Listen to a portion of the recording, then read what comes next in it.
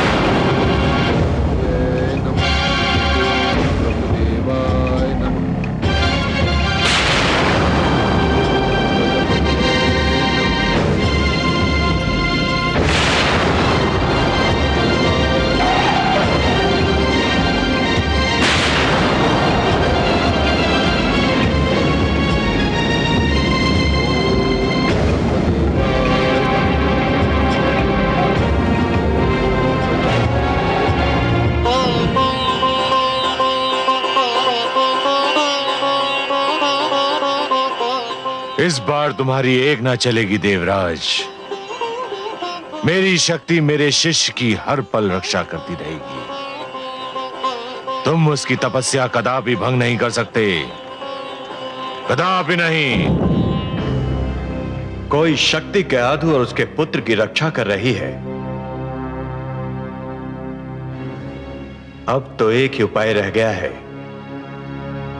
हिरण्यकशिपु बच गया, पर उसका परिवार नहीं बचेगा।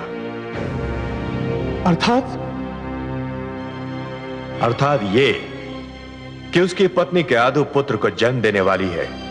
हम केआदु पर प्रहार करेंगे, उसके पुत्र को समाप्त कर देंगे। ये समाचार सुनते ही हिरण्यकशिपु को अपनी तपस्या भंग करनी पड़ेगी। पर हे देवराज, उसकी पत्नी और पुत्र ने हमारा क्या बिगाड़ा है? उसका पुत्र तो अभी गर्भ में है, अभी उसका जन्म भी नहीं हुआ। समझने का प्रयत्न कीजिए वरुण देव, समझने का प्रयत्न कीजिए। वो जन्म लेगा तो अपने पिता की ही परंपरा को आगे बढ़ाएगा। जिस प्रकार हिरण्यकशिपु उन्मुक्त अनाचार, व्यभिचार और अत्याचार में अपने भ्राता हिरण्याक्ष को पीछे छोड़ गया, उसी प्रकार उसका यह पुत्र भी अपने पिता को पीछे छोड़ देगा।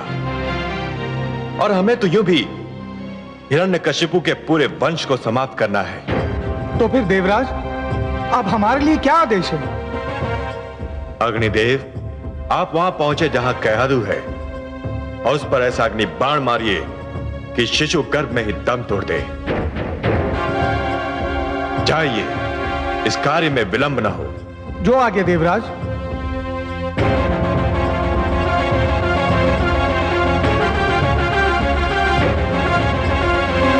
हे कमल नयन, ये तो बड़ा अनर्थ हो रहा है।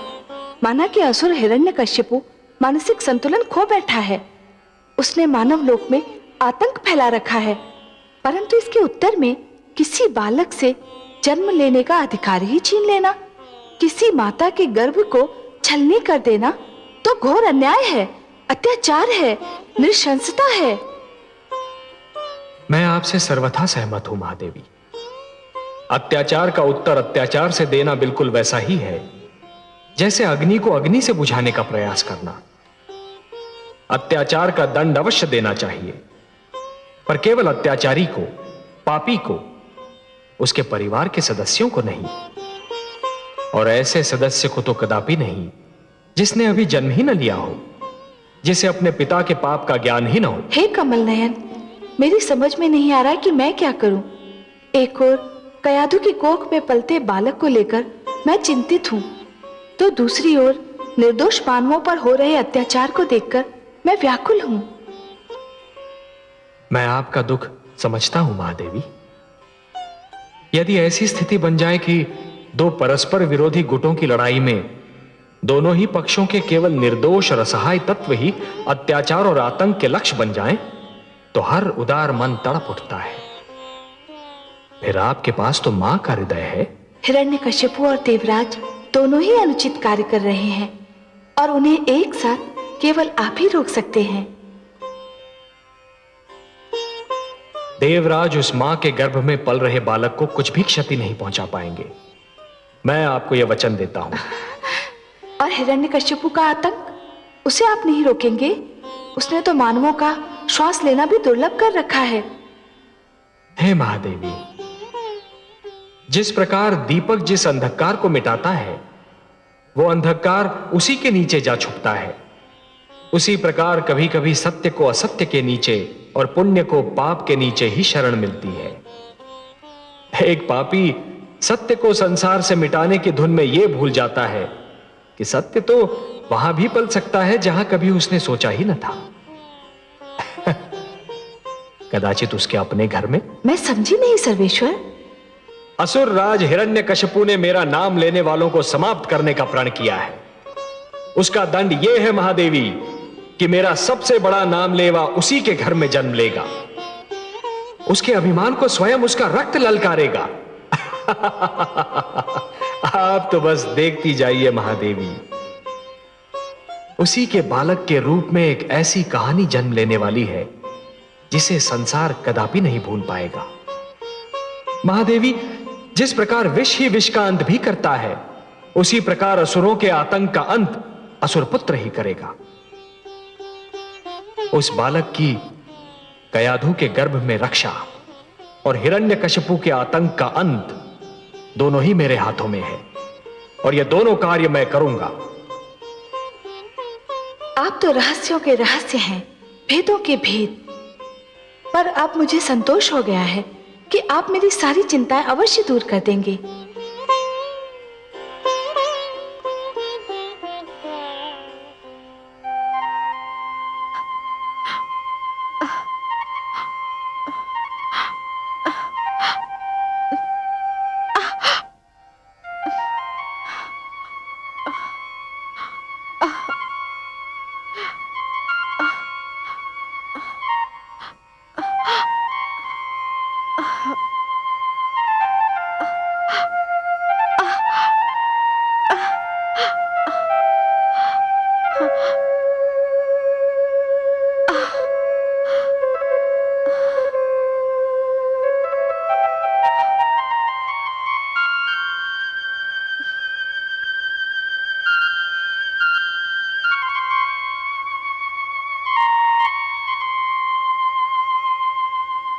कैसी हो वधुरानी? मेरा मन बहुत घबरा रहा है माते। इन दिनों में बहुधा ऐसा ही होता है। माँ बनने वाली हर स्त्री यही चाहती है कि ऐसे समय में उसका पति उसके पास हो, उसके साथ हो। परंतु माता, क्या असुर राज का मुझे इस अवस्था में छोड़कर जाना इतना आवश्यक था? क्या वे कुछ समय रुक नहीं सकते थे? इच्छा तो मेरी भी यही थी कि इस समय हिरण्यकश्यपु तुम्हारे पास होता, परंतु होने को कौन रोक सकता है वधुरानी? पुत्र हिरण्याक्ष के वध के शोक ने पुत्र हिरण्यकश्यपु की कुछ और सोचने समझने की शक्ति को समाप्त कर दिया है। परंतु तुम चिंतित क्यों होती हो? तुम अकेली नहीं हो, मैं हूं ना तुम्हारे साथ। तुम्हें भयभीत होने की कोई आवश्यकता नहीं। तुम पर कोई विपदा नहीं आ सकती। माते, न जाने क्या होने वाला है। मुझे बहुत ही भय लग रहा है।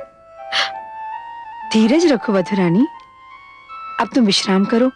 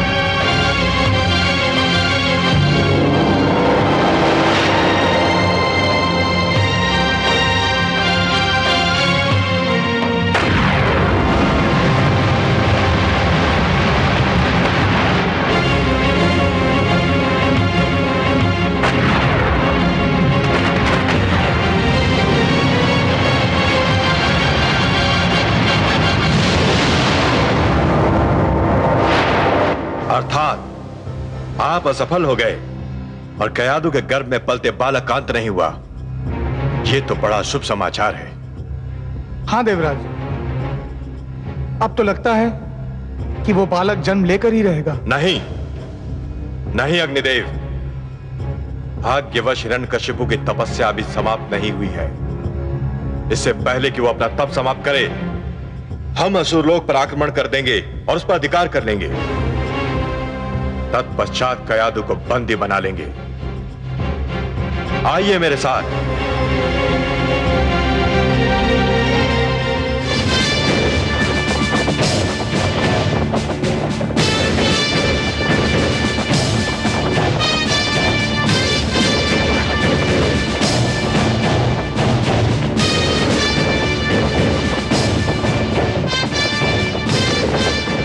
सारथी रथ रोको।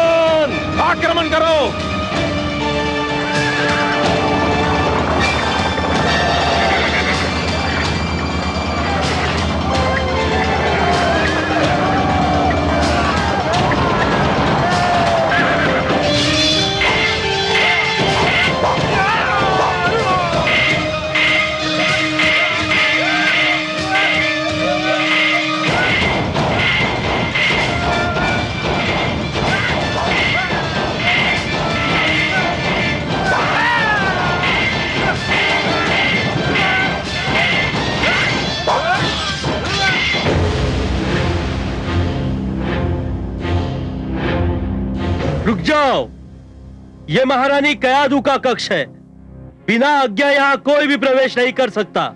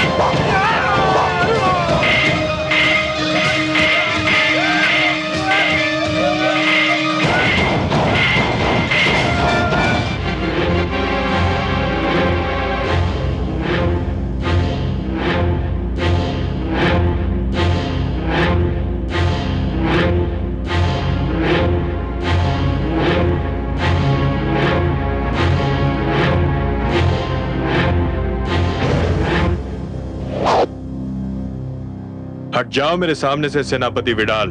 नहीं देवराज, मेरे जीवित रहते आप महारानी कयाधु के कक्ष में प्रवेश नहीं कर सकते। प्रवेश तो मैं करूंगा। अब यदि इसके लिए तुम्हारा जीवित न रहना आवश्यक है तो फिर ऐसा ही होगा, परंतु मेरा परामर्श मानो तो आत्महत्या मत करो। मुझे अंदर जाने दो। मैंने अपने महाराज हिरण्यकशिपु को वचन दिया है कि अपनी अंतिम सांस तक महारानी की रक्षा करूंगा, और वचन मैं निभाना भी जानता हूं।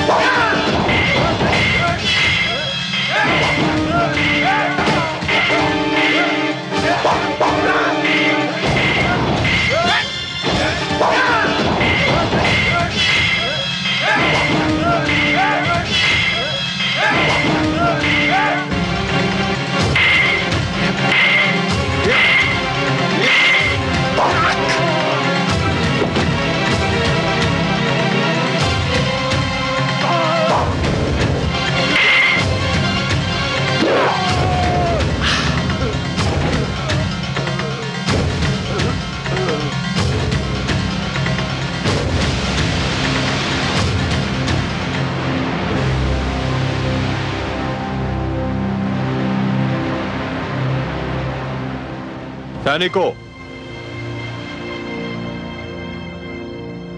संपूर्ण असुरलोक को पूरी तरह तहस नहस कर दो, कुछ भी बचने न पाए।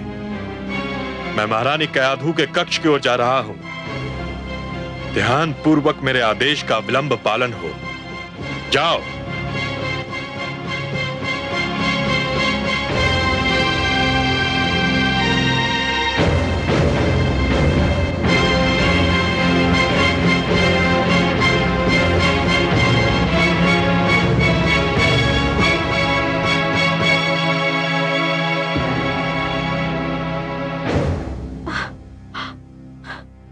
क्या है? क्या चाहते हैं आप देवराज? देवी, मेरी विनती है कि आप मेरे संग चली चलें। नहीं, मैं कहीं नहीं जा सकती। जानते नहीं, मैं मां बनने वाली हूं। जानता हूं देवी, इसीलिए तो कह रहा हूं कि आपको मेरे साथ देवलोक चलना होगा। नहीं, मैं अपने पति का घर छोड़कर नहीं जाऊंगी। मुझे मेरी स्थिति पर छोड़ दीजिए। देवी, मैं नहीं चाहता कि बल का प्रयोग करूं। आप मेरा अपहरण करेंगे देवराज? एक ऐसी नारी का अपहरण जिसके गर्भ में संतान पल रही है? यदि आप मेरी विनती को यही नाम देना चाहें तो मुझे कोई आपत्ति नहीं,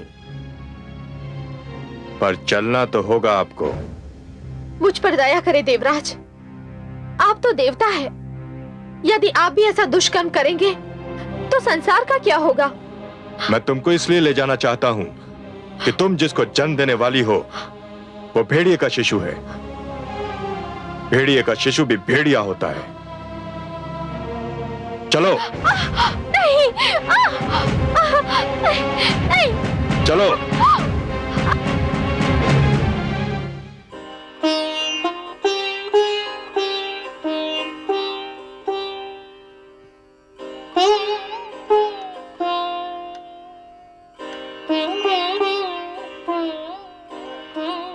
मैं आपका दुख समझ रहा हूं प्रिय। मुझे देवराज से ये आशा न थी।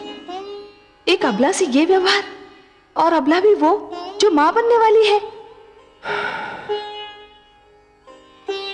मैं स्वयं भी बहुत दुखी हूं प्रिय, बहुत दुखी। नारी का अपहरण, फिर चाहे कोई भी कारण क्यों ना हो, कोई भी स्थिति क्यों ना हो, फिर चाहे कोई नीति या कूटनीति का अंश ही क्यों ना हो, परंतु एक महान पाप है, एक अक्षम्य अपराध है। और यदि ये पाप या अपराध देवगण ही करने लगे तब तो फिर अंधेर है। देवता मानव के आदर्श है, और यदि देवता ही दुराचार करने लगे तो मानव किसका अनुसरण करेगा? कयाधु को बचाइए देवेश्वर, कयाधु को बचाइए। नहीं, चलो। नहीं,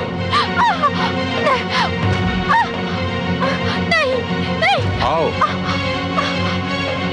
आओ मेरे साथ। आओ मेरे साथ।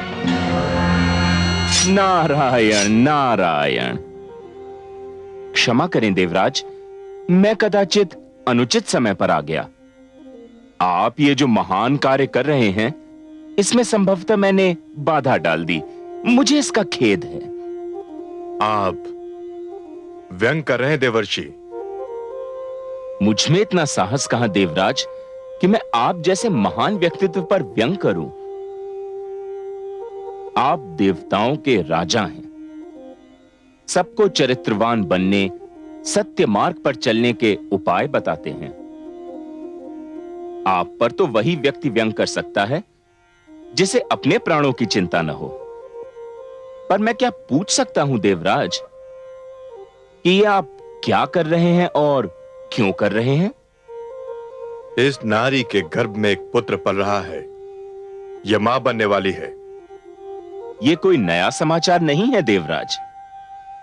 हर स्त्री विवाह के उपरांत कभी शीघ्र कभी देरी से मां तो बनती ही है। जानता हूं देवर्षि, पर इसके गर्भ में हिरण्यकशिपु जैसे अत्याचारी का पुत्र है। पुत्र तो पुत्र ही होता है देवराज, वह चाहे सदाचारी का हो चाहे अत्याचारी का। पर आप इस नारी का करेंगे क्या देवराज? इसको बंदी बनाकर रखूंगा,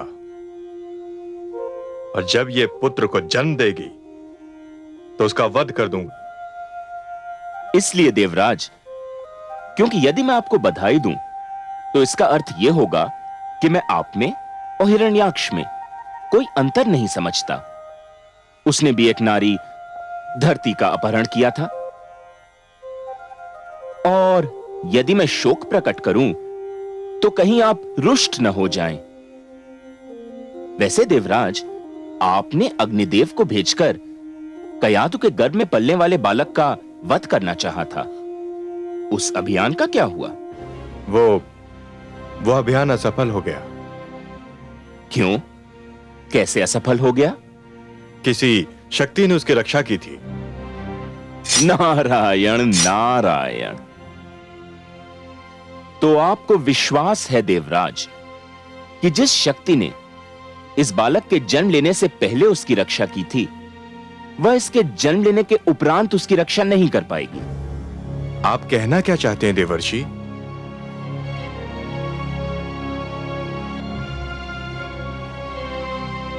कुछ नहीं, इतना ही कि जिस शक्ति ने अब तक इस बालक की रक्षा की, उस शक्ति का अवश्य कोई उद्देश्य रहा होगा। हो सकता है एक ऐसे बालक का जन्म हो जो असुरों का इतिहास ही बदल दे, उनकी नीतियां बदल दे। मेरा परामर्श स्वीकार करें देवराज, इस अबला को छोड़ दें।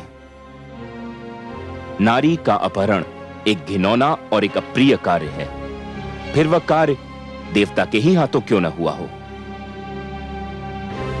आप जिनको प्रसन्न करने के लिए यह कार्य कर रहे हैं, उन्हें कोई प्रसन्नता नहीं होगी। छोड़ दीजिए इस अबला को।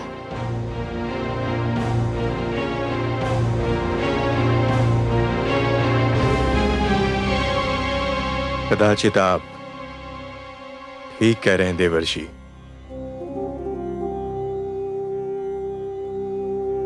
क्रोध की भावना मुझसे एक अनुचित कार्य करवा रही थी। आपको धन्यवाद कि आपने मेरा मार्गदर्शन कर दिया। सत्य है कि आप महानतम मार्गदर्शक हैं।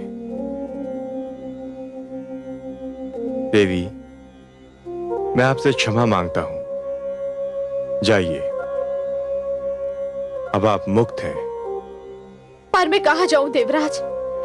आपने तो समस्त असुर लोक को तहस नहस कर दिया है। आप इसकी चिंता ना करें देवी, मेरी कुटिया किस दिन काम आएगी।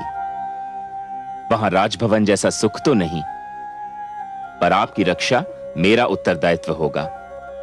आइए, बालक के जन्म तक आप मेरी कुटिया में पधारें।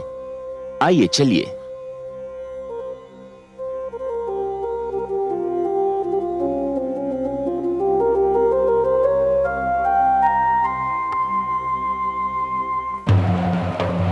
ओम ब्रह्मदेवाय नमः। ओम प्रजापते नमः। ओम ब्रह्मदेवाय नमः। ओम प्रजापते नमः।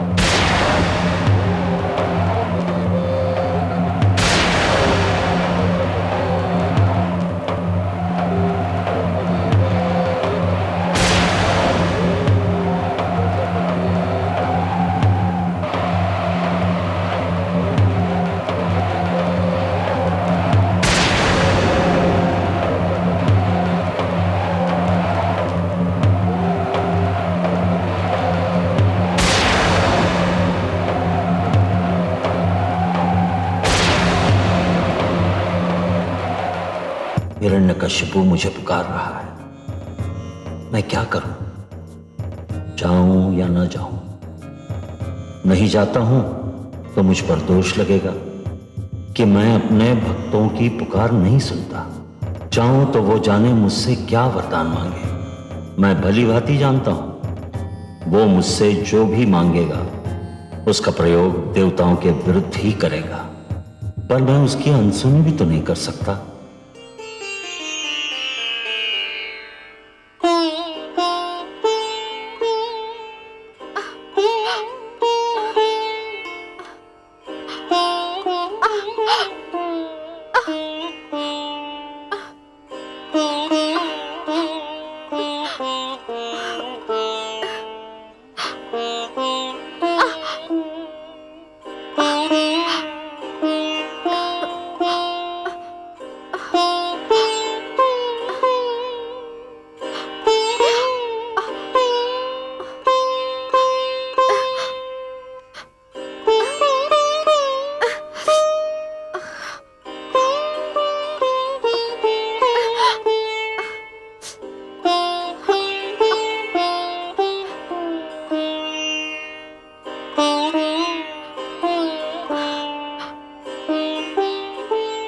देवी,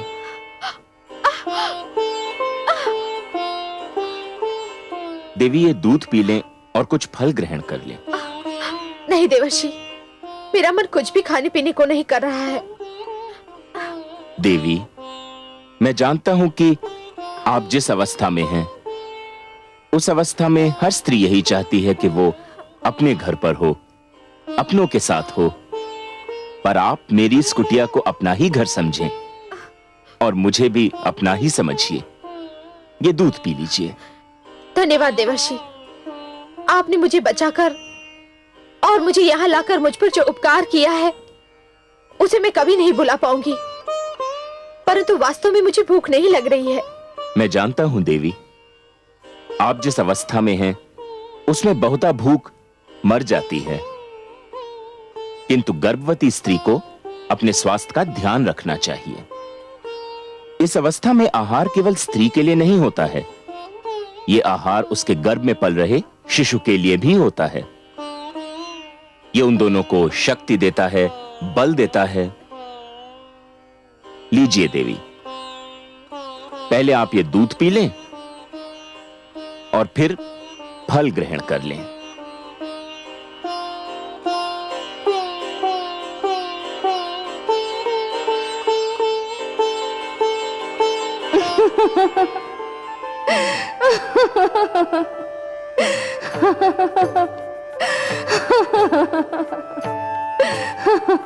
क्या हुआ महादेवी? हे कमल नयन, हमारे देवर्षि तो कयाधु को ऐसे समझा रहे हैं और उसकी इस प्रकार सेवा कर रहे हैं जैसे कि वो बहुत ही अनुभवी और जानकार व्यक्ति हो। विराजिए, महादेवी देवर्षि जो कर रहे हैं उसका संबंध अनुभव और ज्ञान से नहीं है, प्रेम और सहानुभूति की भावना से है। कोई भी यदि जीवन से प्रेम करने लगे, मन में प्राणियों के प्रति सहानुभूति की भावना रखे, तो प्रकृति आप ही सब कुछ सिखा देती है, सब कुछ समझा देती है। यदि मन में एक दूसरे के प्रति प्रेम, सद्भावना और सहानुभूति जागे, तो ज्ञान का मार्ग खुल जाता है। प्रेम के 2.5 अक्षर, परंतु ज्ञान के सबसे महान भंडार हैं। मुझे ये आश्चर्य हो रहा है कि देवर्षि ये सब जानते हैं कि गर्भावस्था नारी के जीवन की वो अवस्था है जिसमें उसे सदैव अच्छा बोलना चाहिए, अच्छा सोचना चाहिए, अच्छा आहार ग्रहण करना चाहिए और अच्छी वस्तुओं का ध्यान करना चाहिए। इस अवस्था में ये सब बातें नितांत आवश्यक है। ये तो वो जानते ही हैं, पर कुछ और भी जानते हैं। और क्या जानते हैं देवर्षि? देवर्षि ये जानते हैं कि गर्भावस्था में नारी के गर्भ में पल रहा शिशु जीवित और सचेत होता है। माता जो देखती है, जो सुनती है, शिशु उससे अवगत रहता है, प्रभावित होता है। तभी तो देवर्षि उसे सुंदर सुंदर बातें कह रहे हैं। देखिए ना महादेवी, देवर्षि उसे क्या कह रहे हैं? मैंने बालक ध्रुव को समझाने की बहुत चेष्टा करी, किंतु वह भी नारायण के दर्शन का हट करता रहा और वह दर्शन करके ही माना। आप तो बड़ी मनमोहक बातें करते हैं देवर्षि। देवी, माता लक्ष्मी भी यही कहती हैं कि मैं बड़ा बातूनी हूं, किंतु आपसे अपनी सबसे मनमोहक बात तो मैंने अभी तक नहीं कही। सुनिएगा। अवश्य सुनूंगी। आपकी तो एक एक बात मेरे कानों से होकर मेरे मन में उतर जाती है। क्या है आपकी सबसे मनमोहक बात? देवी, अपनी बात जो मुझे सबसे मनमोहक, सबसे प्रिय और सबसे सुंदर लगती है, वो हैं बस ये 4 शब्द। ओम नमो भगवते वासुदेवाय। ओम नमो भगवते वासुदेवाय। ओम नमो भगवते वासुदेवाय। ओम नमो भगवते वासुदेवाय। ओम नमो भगवते वासुदेवाय। ओम नमो भगवते वासुदेवाय।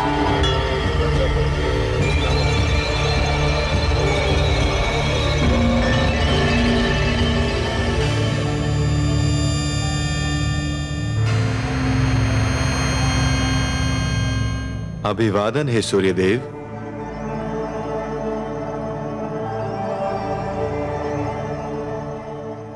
देवराज, आप? हां, परंतु मैं देवराज तो देवताओं के लिए हूं, आपका तो अनुज हूं। आप मेरे ज्येष्ठ भ्राता हैं। परंतु आप आज मार्ग कैसे भूल पड़े? मैं बहुत कष्ट में हूं सूर्यदेव। आप कष्ट में हैं? कौन कष्ट दे रहा है? असुर राज हिरण्यकशिपु। हिरण्यकशिपु? क्या किया है उस दुष्ट ने?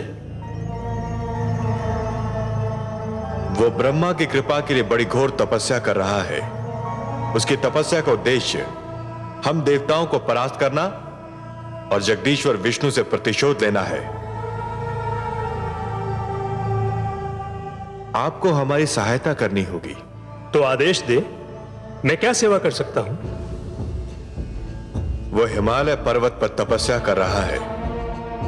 मैं चाहता हूं कि आप आज थोड़े समय के लिए उसके निकट अपना रथ रोक लें। बस इतनी देर कि वहां का तापमान इतना बढ़ जाए कि वो सहन न कर सके और अपना तप त्याग दे। मुझे आपत्ति तो नहीं है देवराज, परंतु यदि मैं वहां ठहर गया तो केवल आसपास नहीं, दूर दूर तक उसका प्रभाव पड़ेगा। हिम पिघलने लगेगा, नदियों में बाढ़ आ जाएगी, समस्त वनस्पति समाप्त हो जाएगी। बहुत बड़ा संकट आ जाएगा देवराज। हिरण्यकशिपु की तपस्या सफल हो गई तो उससे भी बड़ा संकट आ सकता है भ्राताश्री। जैसी आज्ञा देवराज, परंतु मेरा परामर्श है कि यदि हिरण्यकशिपु ब्रह्मा की तपस्या कर रहा है तो आप ब्रह्मा से प्रार्थना कीजिए कि वो हिरण्यकशिपु को कोई ऐसा वरदान ना दें जो हमारे लिए संकट खड़ा कर दे। वो तो मैं करूंगा। वास्तव में मैं वहीं जा रहा हूं, पर आपको भी अपना उत्तरदायित्व निभाना होगा। अवश्य देवराज, आपके आदेश का पालन होगा।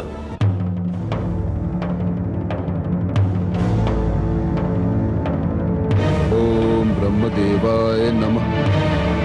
ओम प्रजापत्याय नमः।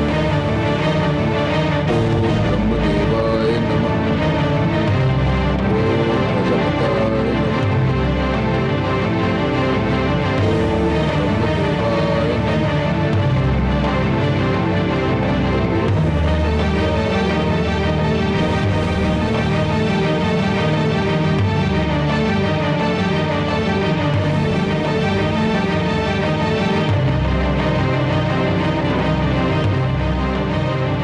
ठहरो सारथी।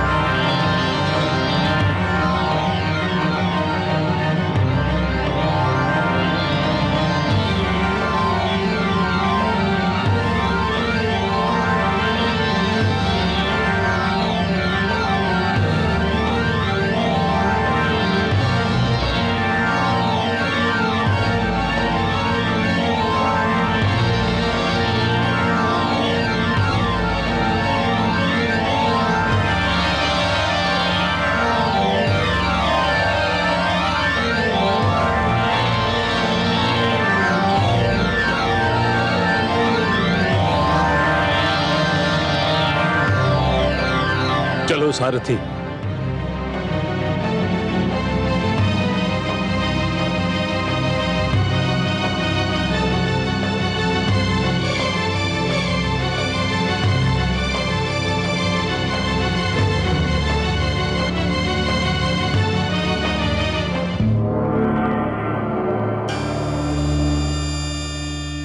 प्रणाम हे प्रजापति। स्वागतम देवराज। हे आदि प्रजापति, आपसे एक विनती करने आया हूं। कहिए देवराज, क्या बात है? हे ब्रह्मा, आप तो जानते हैं कि असुरराज हिरण्यकशिपु आपकी तपस्या कर रहा है। हाँ, मैं जानता हूं, और उसकी तपस्या ने मुझे भी चिंतित कर रखा है। हे आदि प्रजापति, हम देवताओं की विनती है कि आप उसे कोई वरदान न दें। वो केवल हमारा नहीं, आपके प्रिय पुत्र मानव का भी शत्रु है। आप उसे जो भी देंगे उसका हमारे और मानवों के विरुद्ध ही प्रयोग होगा। उसकी तपस्या तपस्या नहीं, मात्र छल है।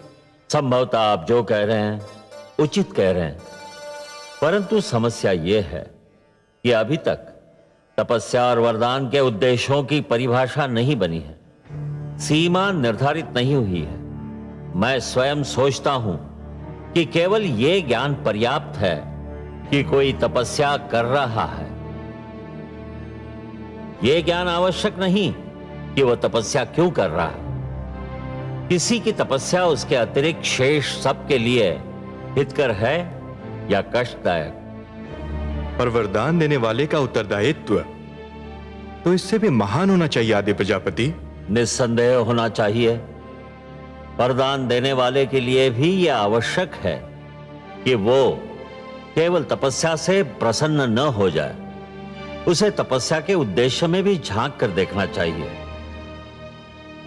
वो तपस्या जो औरों के लिए हानिकारक हो, वरदान के योग्य नहीं होती। आशुतोष शिवशंकर ने दैत्य गुरु शुक्राचार्य को संजीवनी का वरदान दिया तो था, पर उसने उसका दुरुपयोग किया और फिर अमृत की प्राप्ति के लिए समुद्र मंथन करना पड़ा। इसीलिए तो आपसे विनती कर रहा हूं कि आप हिरण्यकशिपु को कोई वरदान न दें। अभी तक कोई ऐसा विधान तो नहीं, कोई उदाहरण भी नहीं कि किसी ने तपस्वी को वरदान न दिया हो। मैं भरसक प्रयत्न कर रहा हूं कि मुझे हिरण्यकशिपु के पास न जाना पड़े, और यदि जाने पर विवश हो जाऊं तो उसे कोई ऐसा वरदान न दूं जो सृष्टि के लिए संकट बन जाए। परंतु हे देवराज, ऐसा कठोर तप किसी साधारण व्यक्ति की बात नहीं। मैं यथायोग्य प्रयास करूंगा, किसी के लिए कोई संकट न खड़ा हो। धन्यवाद है आदि प्रजापति, आपका कोटि कोटि धन्यवाद।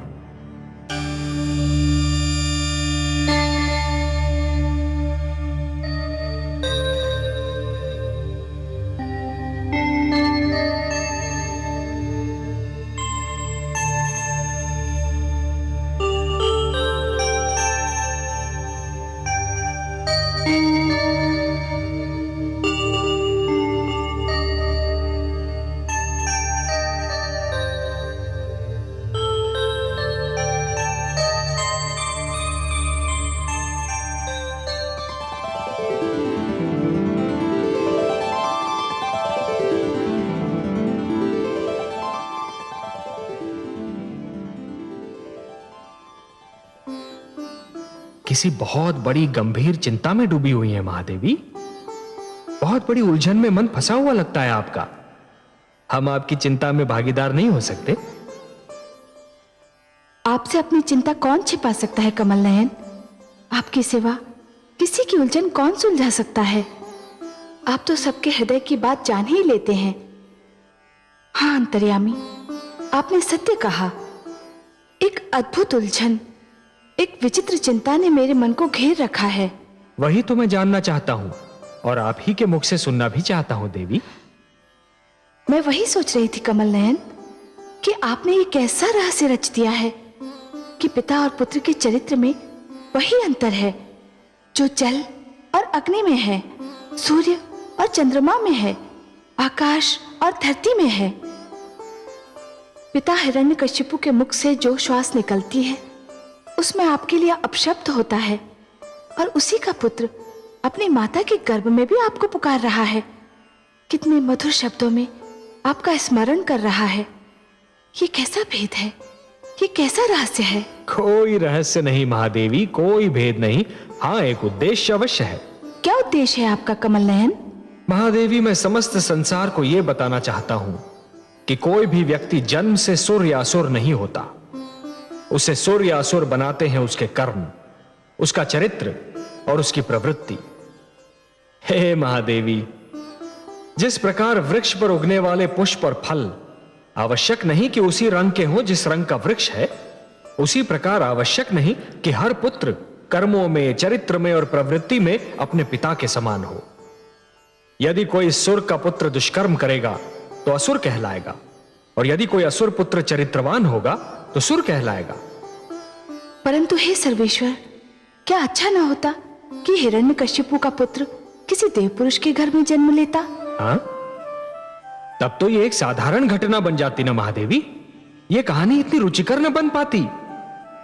एक अच्छा कथाकार अपनी कहानी में ऐसे तत्व लाता है, ऐसे मोड़ लाता है जो असाधारण हो, जो असंभव लगते हो, जिनके विषय में पहले कभी किसी ने सोचा ही ना हो। तभी तो एक अनुपम कथा जन्म लेती है ना। परंतु हे कमल नयन, ये कथा कहाँ जाकर पूरी होगी? यदि कथा का अंत कथा के मध्य में ही ज्ञात हो जाए तो कथा का सारा आनंद ही चला जाता है महादेवी। वो रूखी फीकी हो जाती है। अभी तो कथा का नायक कयाधु के गर्भ में है, उसे जन्म तो ले लेने दीजिए। यदि हिरण्यकशिपु की तपस्या सफल हो गई तो इस शिशु का जीवन दूभर हो जाएगा। कथा का एक अंश है हिरण्यकशिपु की तपस्या, कठोर और सराहनीय तपस्या, और कथा का दूसरा अंश है उसके घर एक ऐसे बालक का जन्म जो इतिहास रचने वाला है। महादेवी, इन दो अंशों में से एक अंश भी ना हो तो यह कथा अधूरी रह जाएगी। आप तो बस समय पर दृष्टि रखिए महादेवी। ओम ब्रह्मदेवाय नमः। ओम प्रजापत्याय नमः। ओम ब्रह्मदेवाय नमः। ओम प्रजापत्याय नमः। ओम ब्रह्मदेवाय नमः। ओम प्रजापत्याय नमः। ओम ब्रह्मदेवाय नमः।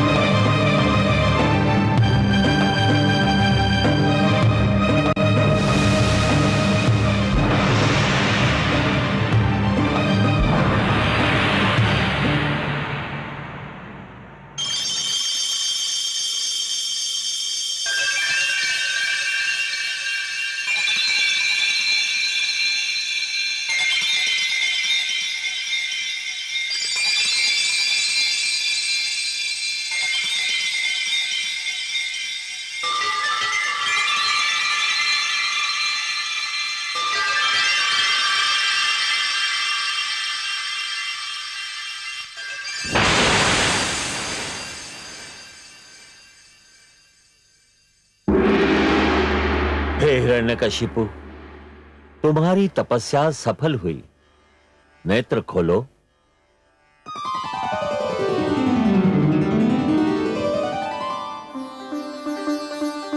जय ब्रह्म देवता, जय आदि प्रजापति, जय हो।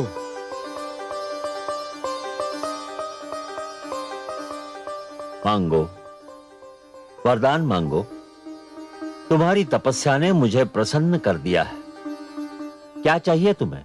हे विधाता, यदि आप मेरे कठोर तप से प्रसन्न हैं, तो मुझे यह वरदान दीजिए कि मैं मृत्यु पर विजय प्राप्त कर लूं। असंभव। हे हिरण्यकशिपु, तुम वो वरदान मांग रहे हो जिसे देना मेरे वश में नहीं। जीवन और मृत्यु सृष्टि के ऐसे नियम हैं जिन्हें कोई नहीं तोड़ सकता। यदि यह नियम टूट जाएगा तो सृष्टि का संतुलन बिगड़ जाएगा। यूं भी मृत्यु भोले शंकर महादेव का क्षेत्र है और मैं उस क्षेत्र में हस्तक्षेप भी नहीं कर सकता। मैं तुम्हें मृत्यु पर विजय पाने का वरदान देने में असमर्थ हूं। कुछ और मांगो। तो मृत्यु पर विजय प्राप्त करने के अतिरिक्त मैं जो भी मांगूंगा आप मुझे देंगे ब्रह्मदेव? मैं वचनबद्ध हूं। प्रजापति, फिर मैं ये वरदान मांगता हूं कि ना मैं घर के भीतर मरूं और ना घर के बाहर। तथास्तु।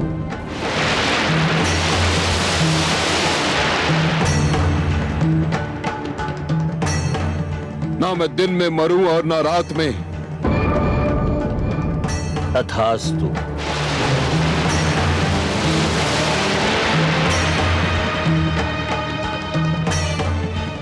ना मुझे मनुष्य मार सके ना पशु। तथास्तु।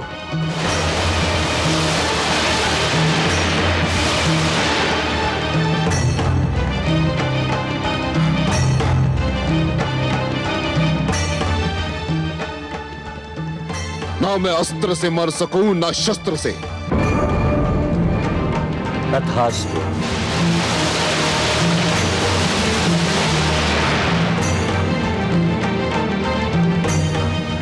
ना मैं धरती पर मारा जाऊं ना आकाश में। तथास्तु।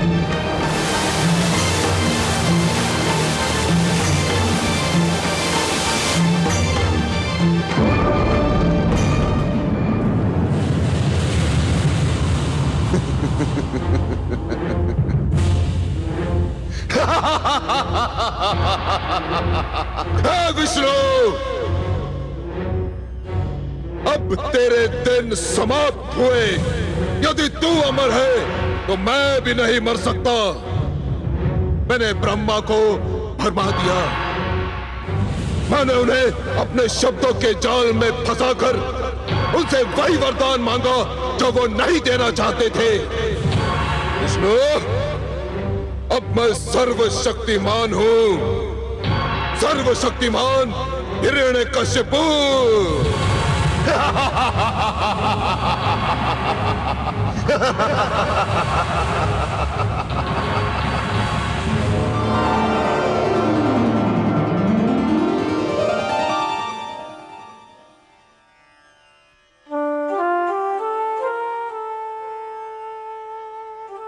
हे पद्मनाभ, आपने तो कहा था कि हिरण्यकशिपु ने आपसे शत्रुता पर कमर कसकर अपनी मृत्यु का बहाना ढूंढ लिया है।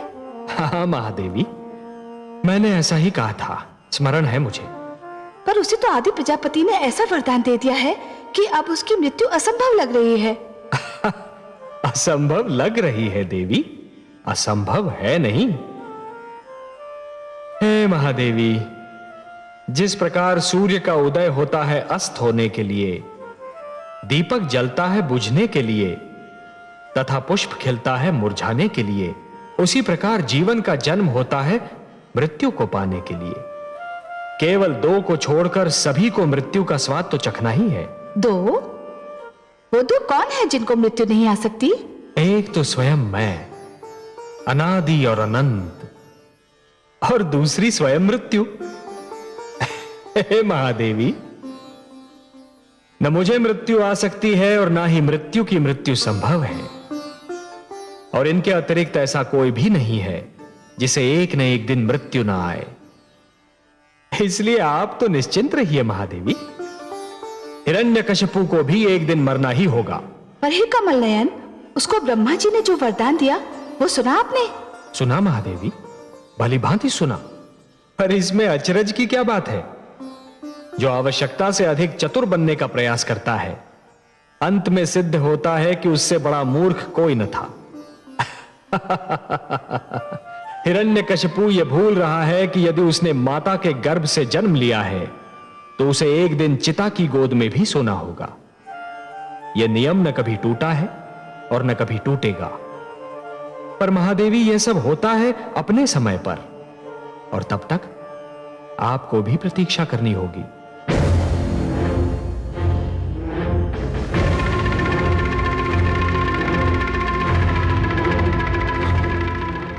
महारानी कयादू, महारानी कहां है आप? महारानी कयादू कहां है आप? महारानी,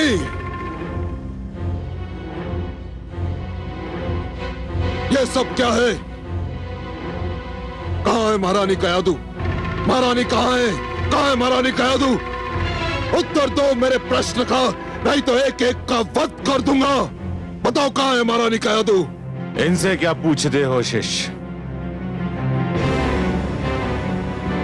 मैंने इनके मुख से वाणी छीन ली है।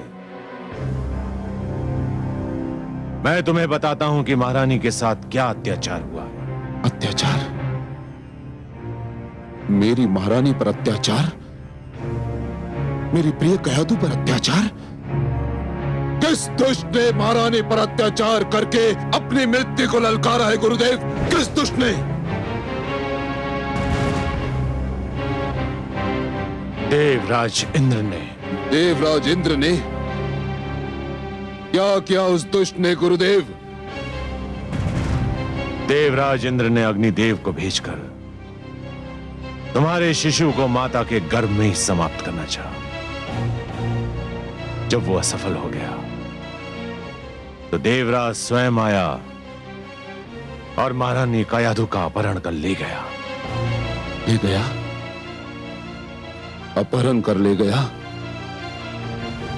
और विडाल, मेरा सेनापति, उसके होते हुए दुष्ट इंद्र ने महारानी से दुर्व्यवहार का साहस कैसे किया गुरुदेव? विडाल बड़ी वीरता से लड़ा शिष्य, बड़ी वीरता से। जब तक उसके शरीर में प्राण रहे उसने देवराज इंद्र को महारानी कयादू के कक्ष में प्रवेश नहीं करने दिया। परंतु में वो देवराज के हाथों वीर गति को प्राप्त हो गया। देवराज इंद्र, तुमने देवलोक के विध्वंस को निमंत्रण कर दिया है। मैं आ रहा हूं देवलोक पर प्रलय बनकर टूटने, देवलोक का सर्वनाश करने, तुम्हारा सिंहासन छीनने। तुमने सर्वशक्तिमान को चुनौती दी है, सर्वशक्तिमान हिरण्यकशिपु को। अब तुम्हें कोई बचा नहीं सकता, तुम्हारा विष्णु भी नहीं। मैं आ रहा हूं इंद्र, मैं आ रहा हूं।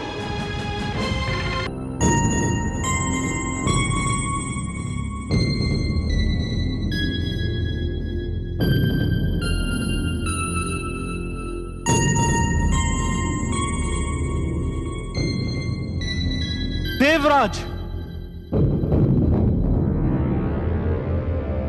बोलो चित्ररथ, युद्ध भूमि से क्या समाचार लाए हो? देवराज, हम हार गए, हमारी सेना परास्त हो गई। क्या क्या कह रहे हो तुम? हाँ देवराज, हिरण्यकशिपु श्री ब्रह्मा से वरदान पाकर इतना शक्तिशाली हो गया है कि हमारी समस्त सेना उसके सामने ठहर न सकी। और वो आपकी सभा में किसी भी क्षण आ सकता है। देवराज, विलंब मत कीजिए, शीघ्र, अति शीघ्र यहाँ से चलिए। आओ। आइए। देवराज इंद्र,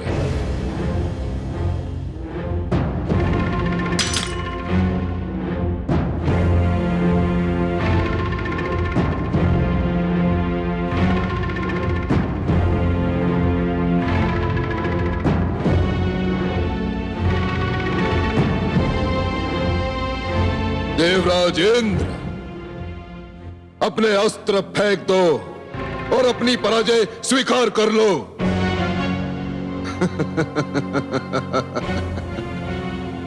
तुम्हारी देव सेना परास्त होकर भेड़ बकरियों की भांति रणभूमि से भाग चुकी है। तुम्हारे योद्धा बंदी बनाए जा चुके हैं।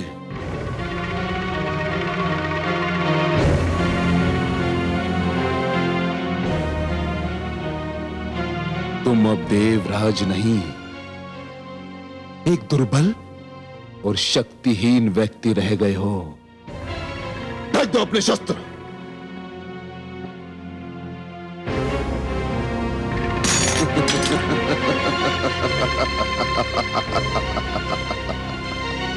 असुर राज्य हिरण्यकश्यप की नहीं, नहीं, असुर राज हिरण्यकश्यपु की जय नहीं। अब हम केवल राजा नहीं हैं, सर्वशक्तिमान हो चुके हैं। हम भगवान हो चुके हैं। कहो, भगवान हिरण्यकश्यपु की जय, भगवान हिरण्यकश्यपु की जय। बोलो, भगवान हिरण्यकश्यप की जय, भगवान हिरण्यकश्यप की जय, भगवान हिरण्यकश्यप की जय, भगवान हिरण्यकश्यप की जय। इंद्र, मन तो करता है कि तुम्हारे हाथ काट कर फेंक दूं, जिनसे तुमने महारानी कयादू को छुआ होगा। तुम्हारे नेत्र फोड़ दूं, जिनसे तुमने उन्हें देखा होगा। तुम्हारी जीभ काट कर फेंक दूं, जिनसे तुमने महारानी के लिए अब शब्दों का प्रयोग किया होगा। किंतु मेरा लक्ष्य तो तुम्हारे परम पूज्य भगवान विष्णु हैं।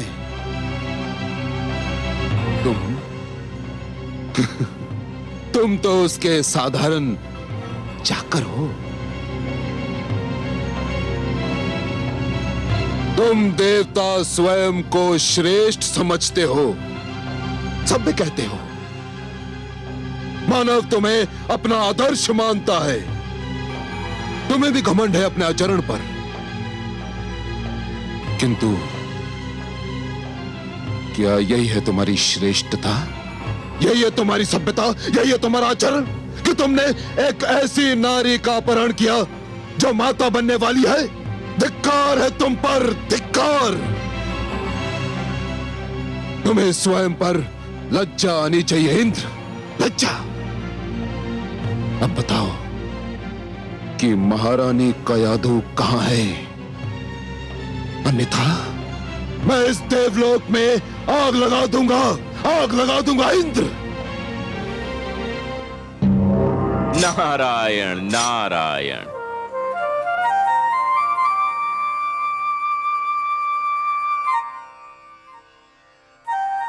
हे असुरराज, आग की लपटें महारानी कयादू की कुशलता का समाचार नहीं दे सकती। वह तो केवल मैं दे सकता हूं, क्योंकि आपकी महारानी मेरे आश्रय में है। वे इस समय मेरे आश्रम में विश्राम कर रही हैं।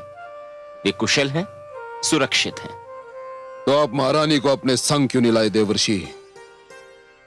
असुरराज, वे स्थिति में नहीं है कि कहीं आ जा सकें। मैंने यही उचित समझा कि इस समय उन्हें विश्राम करने दूं। देवर्षि, मैं आपका आभारी हूं। महारानी की कुशलता का समाचार सुनाकर आपने मेरे क्रोध को शांत कर दिया है।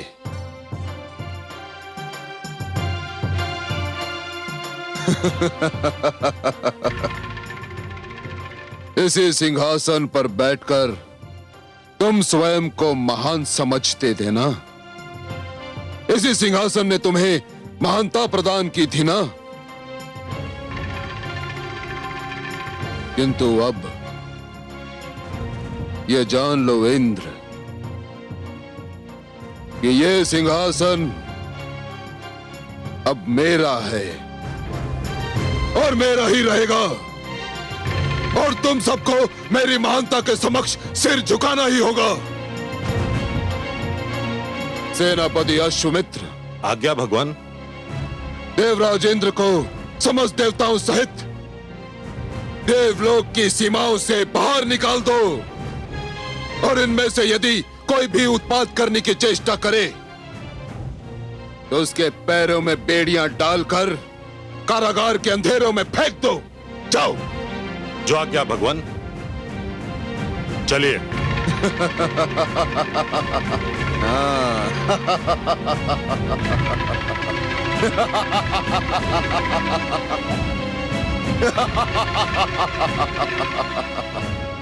नारायण नारायण।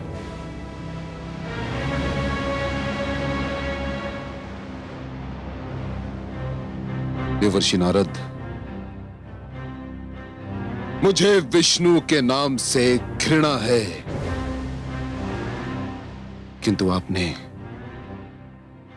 महारानी की रक्षा करके मुझ पर ऋण का ऐसा बोझ रख दिया है कि मैं जीवन भर अपना सिर नहीं उठा सकता।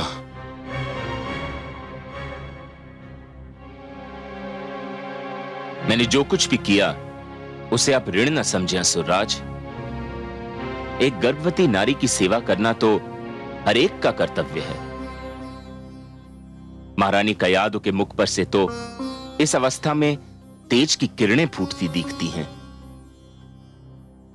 मुझे विश्वास है कि वे एक बहुत प्रतापी शिशु को जन्म देने वाली हैं। देवर्षि, ये कहकर तो आपने मेरी व्याकुलता और भी बढ़ा दी है। मैं महारानी को अभी और इसी समय देखना चाहता हूं।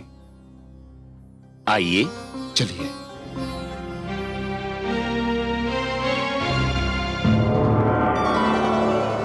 देखा आपने कमल नयन, देखा आपने?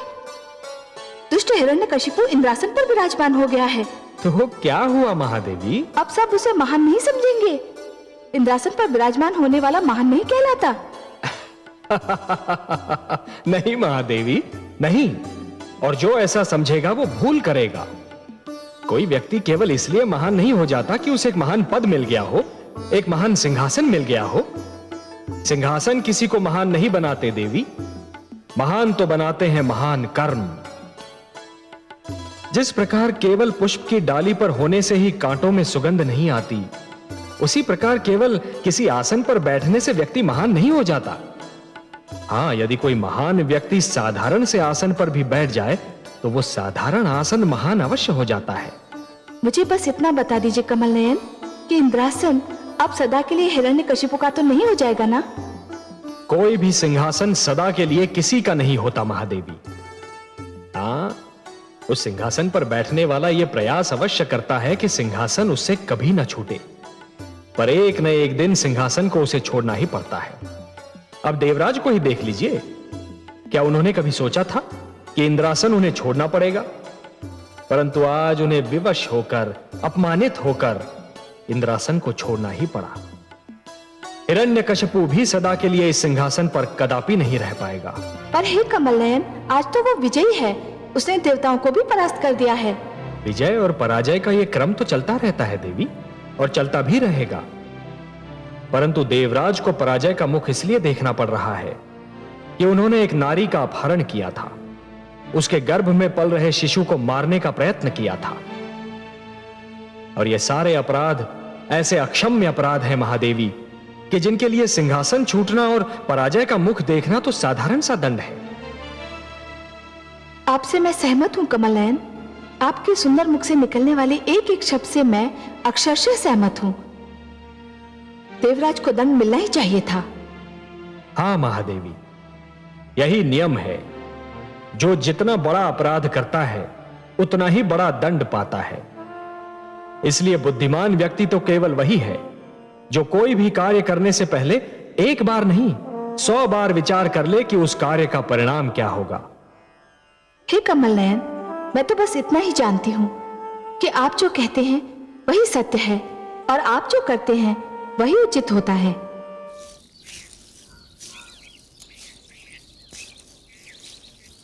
असुरराज, आप क्षण भर यहां प्रतीक्षा करें, मैं महारानी कयाधु को आपके आने की सूचना दे दूं।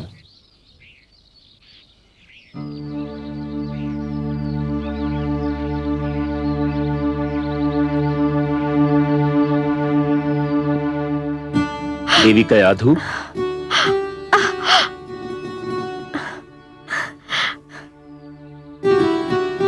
आप आ गए देवर्षि। मैं अकेली कब से घबरा रही थी। देवी कयाधु, अब न तो आप अकेली रहेंगी और न ही आपको घबराहट होगी, क्योंकि मैं अपने साथ आपके अकेलेपन और घबराहट दूर करने की सामग्री लाया हूं। क्या? मैं आपके पति असुरराज हिरण्यकश्यपु को अपने साथ लाया हूं। असुरराज,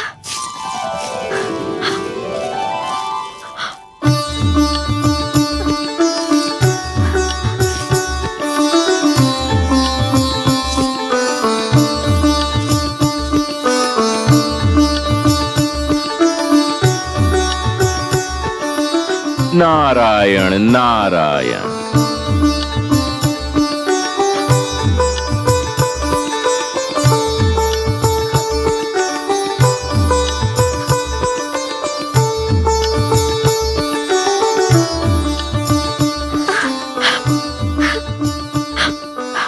महारानी, कैसी हो? देवर्षि की कृपा से मैं बिल्कुल ठीक हूँ महाराज। उन्होंने मुझे देवराज से छुड़ाकर यहाँ आश्रय दिया और मेरी ऐसी देखभाल की जो राजभवन में भी संभव नहीं थी।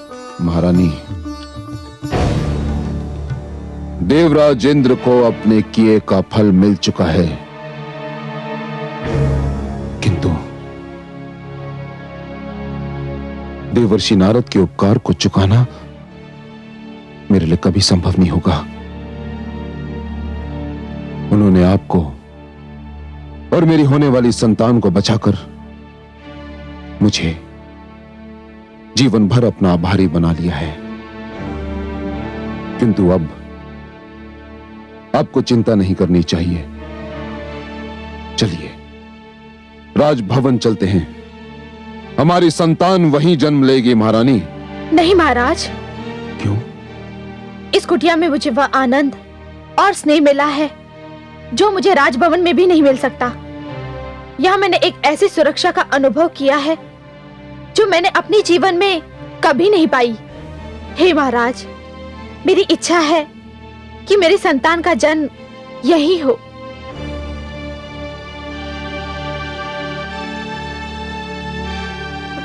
ठीक है, आपकी इच्छा के विरुद्ध मैं कोई भी कार्य नहीं करना चाहता महारानी। गर्भवती स्त्री को जहां भी आनंद मिले, संतान का जन्म वहीं होना चाहिए, मुझे कोई आपत्ति नहीं। मैं ये समाचार देवर्षि को सुनाता हूं। आप निश्चिंत होकर विश्राम करें। आइए।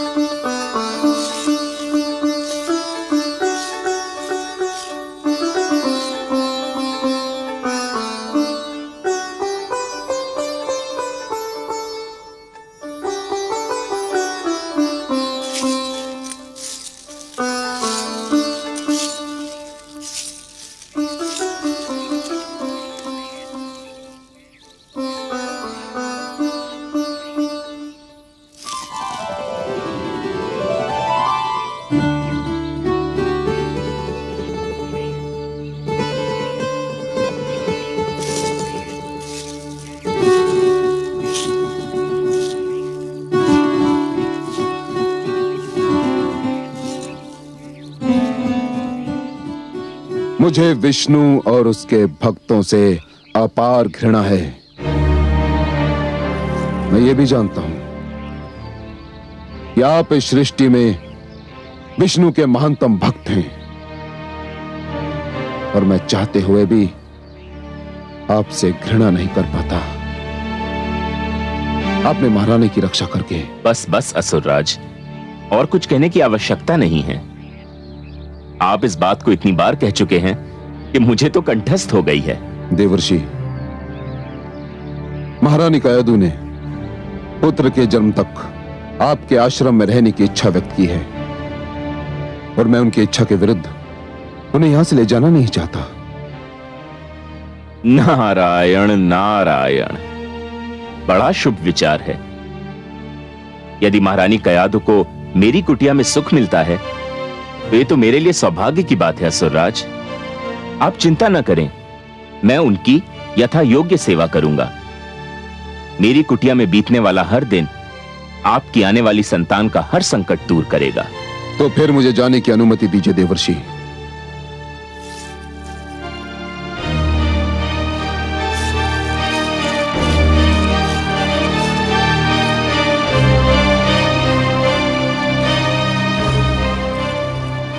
हे नारायण, आपकी लीला भी अनुपम है।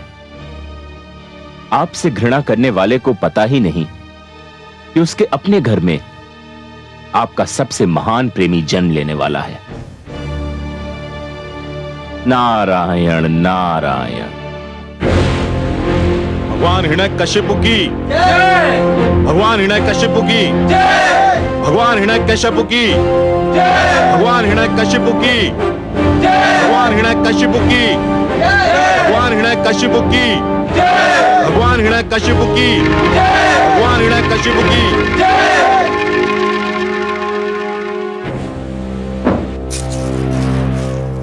बधाई हो भगवान हिरण्यकशिपु, इंद्रासन पर बैठने के लिए बहुत बहुत बधाई हो। अब तो अप्सराएं आपके संकेत पर नृत्य करेंगी। समस्त देवगण नतमस्तक होकर आपको नमस्कार करेंगे।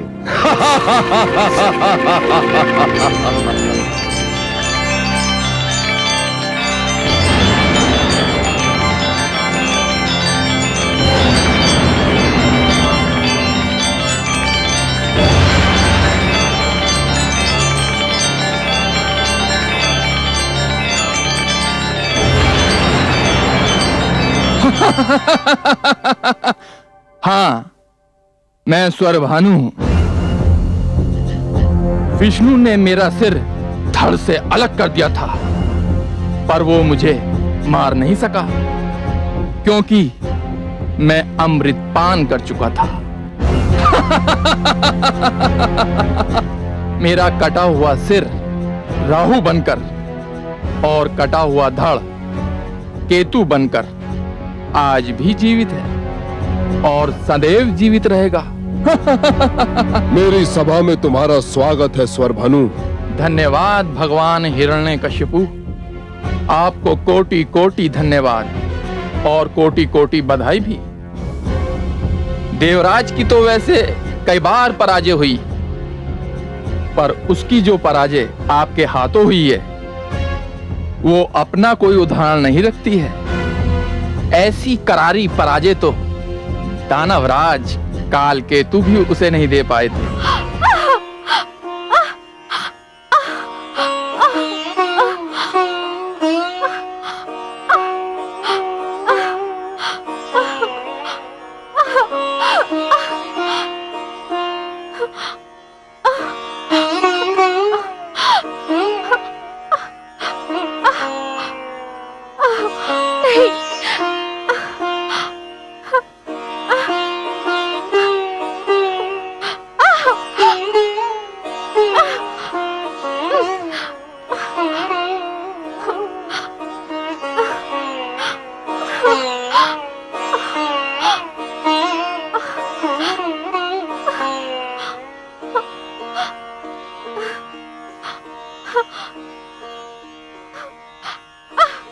हे लक्ष्मी नारायण, मैंने कयादु को अपनी पुत्री मानकर यथाशक्ति उसकी सेवा की है, किंतु अब वह जिस अवस्था में है उस अवस्था में कोई भी पुरुष, चाहे वह उसका पिता ही क्यों न हो, उसके पास नहीं रह सकता। हे सर्वेश्वर, मुझे आपकी सहायता चाहिए। अब केवल आप ही मेरी सहायता कर सकते हैं सर्वेश्वर।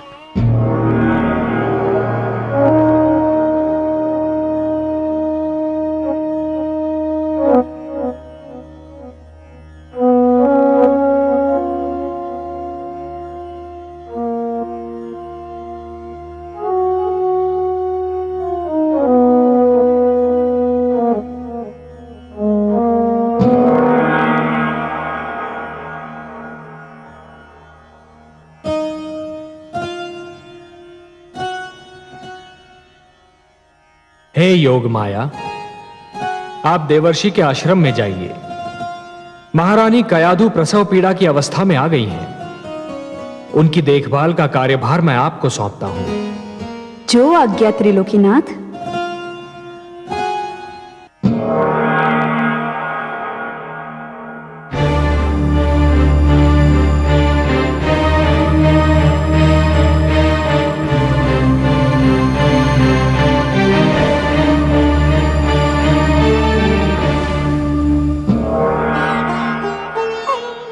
प्रणाम देवर्षि। धन्य है देवी कि आप आ गईं। मेरे तो हाथ पांव फूल गए थे। आप चिंता न करें देवर्षि, मैं सब संभाल लूंगी।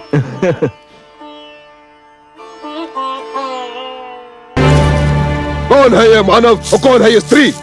भगवान, ये अपराधी हैं। तो इन दुष्टों का अपराध सुनाया जाए। भगवान, हमने चारों ओर आपका यह आदेश पहुंचा दिया था कि आप कोई विष्णु का नाम नहीं लेगा। तो क्या इन्होंने विष्णु का नाम लिया? नहीं भगवान, इन्होंने तो उससे भी बड़ा पाप किया है। इन दोनों ने तो अपने इस नवजात पुत्र का नाम ही विष्णु रख दिया है। अपराध, जघन्य अपराध। कड़ा दंड मिलेगा इन्हें इस अपराध का, कड़ा दंड। दोस्ते क्या हैं भगवान? दो टुकड़े कर दीजिए इस शिशु के। जन्म लेते ही विष्णु का नाम पाने का इससे कम दंड क्या हो सकता है? विष्णु पुत्र समाप्ति का इससे बढ़कर शुभारंभ और क्या हो सकता है? नहीं। तुम्हारा सुझाव हमें सुंदर लगा स्वर भानु। इसे ऐसा आतंक फैलेगा जिसे विष्णु के नाम लेवा सदा के लिए समाप्त हो जाएंगे। दो टुकड़े कर दो इस शिशु के शरीर के, दो टुकड़े कर दो। नहीं, असुर राज, आप मेरे टुकड़े कर दीजिए, लेकिन मेरे बच्चे को कुछ मत कीजिए। मेरे बच्चे को कुछ मत कीजिए।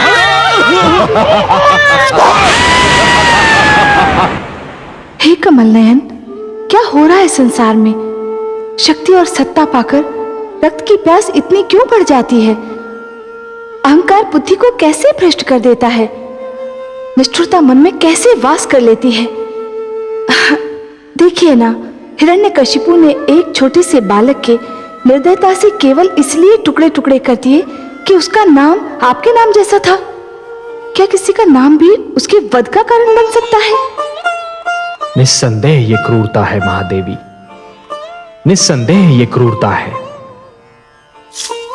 ये केवल मानव पुत्र का नहीं वरन सभ्यता का वध है। पर हे महादेवी, स्मरण रखिए, जान लीजिए कि निर्दयता पतन का पहला चरण होती है और हिरण्यकशिपु अपने पतन की ओर बढ़ रहा है। जिस प्रकार दीपक की लौ बुझने से पहले भड़कती है, उसी प्रकार क्रूरता भी पतन से पहले पूरी शक्ति से उभर आती है। पर हे पद्मनाभ, कैसे होगा दुष्ट हिरण्यकशिपु का विनाश? उसने तो निर्ममता की सीमा लांघ ली है। हे महादेवी, जो सीमा लांघता है उसे तो यह ज्ञान ही नहीं होता कि सीमा के आगे कोई मार्ग ही नहीं है। निष्ठुरता की सीमा के आगे केवल पतन का द्वार खुला होता है। पर हे कमल नयन, अब कब होगा उसका पतन और कैसे होगा? महादेवी, हिरण्यकशिपु की क्रूरता उसके विरुद्ध घृणा की ज्वाला भड़काएगी। उसके अत्याचार मानव को उसके विरुद्ध एक होकर खड़ा होने पर विवश कर देंगे। रक्त की ये धारा केवल धरती को ही नहीं, स्वयं उसके घर को भी डुबो देगी। हे महादेवी, वो मूर्ख क्या जाने कि उसकी मृत्यु की सामग्री तो राजभवन में आ चुकी है।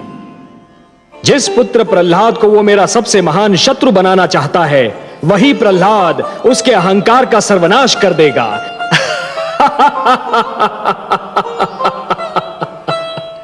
जिस प्रकार समुद्र को यह ज्ञान नहीं होता महादेवी कि उसकी गहराइयों में ज्वार पल रहा है, उसी प्रकार हिरण्यकशिपु को भी यह ज्ञान नहीं है कि उसके ईश्वरत्व को ललकारने वाला स्वयं उसके राजभवन में जन्म ले चुका है।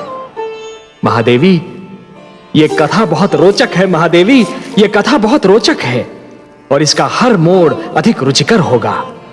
पर आप चिंता न कीजिए देवी, जब अत्याचार अपनी सीमा से आगे बढ़ जाता है तो निस्संदेह उसका अंत भी हो जाता है। बधाई हो महाराज। देवऋषि नारद ने समाचार भेजा है कि महारानी कयादु ने एक अत्यंत सुंदर पुत्र को जन्म दिया है। बधाई हो भगवान हिरण्यकशिपु, बधाई हो। शुभ समाचार है ये, शुभ समाचार। ये तो बहुत ही शुभ शकुन है भगवान। अभी अभी विष्णु नाम के बालक का वध हुआ और अभी अभी ये सूचना मिली है कि आपके पुत्र ने जन्म लिया है। तुम सत्य कहते हो स्वर भानु। शुभ शकुन है ये, शुभ शकुन। इसका अर्थ ये हुआ कि मेरा पुत्र विष्णु का मुझसे भी बड़ा शत्रु सिद्ध होगा।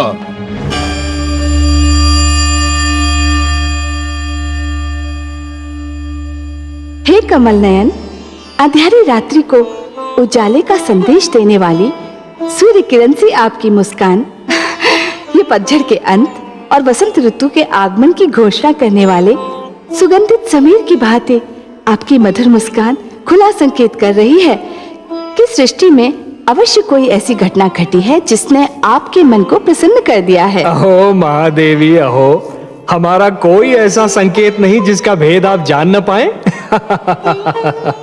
हाँ देवी, एक बहुत सुंदर, एक बहुत अनुपम घटना घटी है। वो बालक जिसकी रक्षा के लिए आप चिंतित थीं, वो बालक जो एक नया इतिहास रचने वाला है, जन्म ले चुका है। कयाधु मां बन चुकी है। मैं अत्यंत प्रसन्न हूँ। मेरी कामना है कि कयाधु का ये पुत्र अत्यंत भाग्यशाली हो। वो भाग्यशाली होगा महादेवी, अत्यंत भाग्यशाली होगा। जिस प्रकार ध्रुव अपने दृढ़ निश्चय का इतिहास रच गया, उसी प्रकार ये बालक भी अपने दृढ़ विश्वास का इतिहास रचेगा। जिसे जन्म लेते ही देवर्षि नारद जैसे महान मार्गदर्शक की गोद मिल जाए, उसने तो नेत्र खोलते ही अपना मार्ग भी देख लिया और अपना लक्ष्य भी। हे त्रिलोकीनाथ, मुझे इस बालक के जन्म का हर्ष है, परंतु थोड़ी घबराहट भी हो रही है। घबराहट? घबराहट का क्या कारण महादेवी? उसका जन्म एक ऐसे राक्षसी प्रकृति के असुर के घर में हुआ है जो वास्तविकता जान लेने के उपरांत इस नन्हे बालक का बैरी बन जाएगा। ऐसे शक्तिशाली और अभिमानी का ये बालक सामना कैसे कर पाएगा? यही तो उसके दृढ़ विश्वास की परीक्षा होगी महादेवी। महादेवी, केवट का साहस शांत बहने वाली नदी में नौका खेने से सिद्ध नहीं होता। वो तो तब सिद्ध होता है जब केवट बिफरी हुई नदी के मझधार से नौका को सुरक्षित निकाल कर ले जाता है। एक दिए की क्षमता शांत वातावरण में जलते रहने से सिद्ध नहीं होती। वो तो तब सिद्ध होती है जब दिया अपनी लौ को आंधी में भी बुझने नहीं देता। उसी प्रकार इस बालक का दृढ़ विश्वास भी तभी सिद्ध होगा जब वो महान शक्तियों और प्रतिकूल वातावरण में भी जमा रहेगा। मैं तो मन से चाहती हूँ कि कयाधु का ये पुत्र हर पग पर सफलता पाए। अब आपने उसे आशीर्वाद दे दिया है, तब तो उसका विश्वास दृढ़ होना ही है।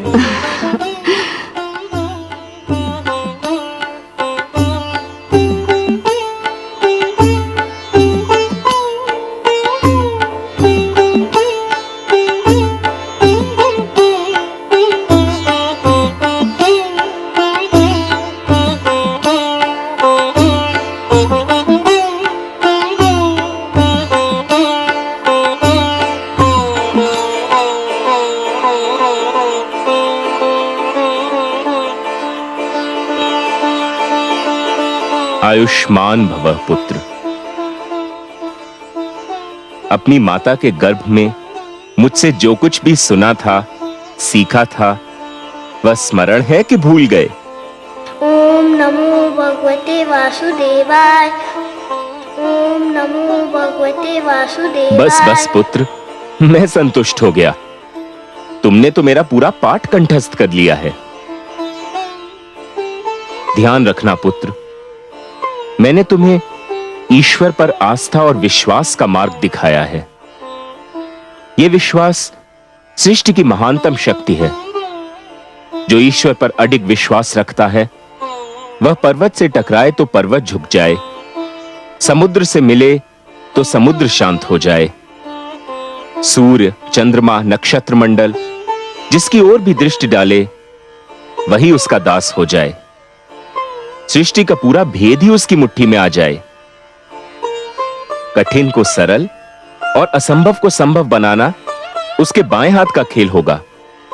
पुत्र, इस मार्ग से कदापि नहीं हटना।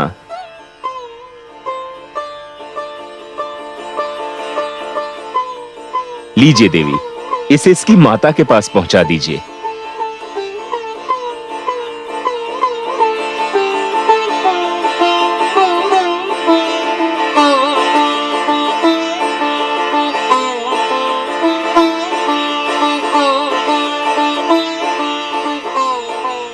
नारायण नारायण।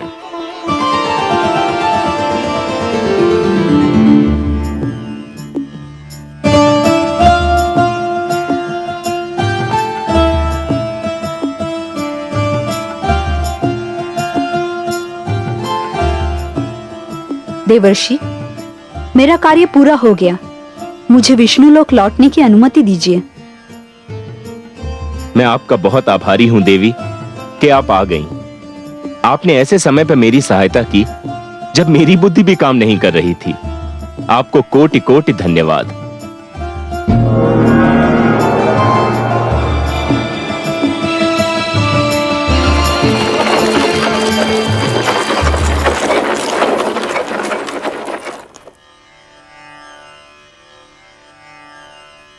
नारायण नारायण।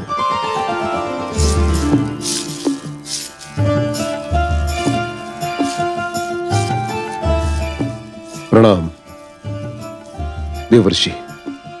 जब से मैंने सुना है कि मेरे पुत्र का जन्म हुआ है, मैं उसे देखने के लिए व्याकुल हूं। कैसा है मेरा पुत्र? स्वयं चलकर देख लीजिए।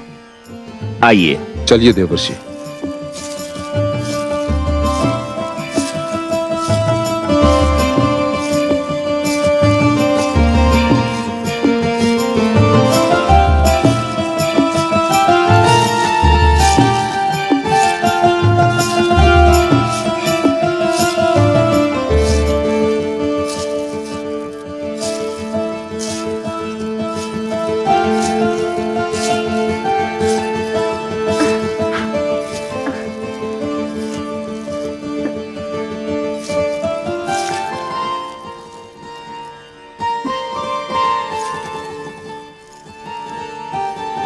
कितना सुंदर है मेरा पुत्र, कितना प्रतिभावान लगता है। देवर्षि, इसके माथे से तो तेज की किरणें फूट रही हैं। कितनी मीठी है इसकी मुस्कान। उसकी आंखें सूर्य और चंद्रमा की भांति चमक रही हैं।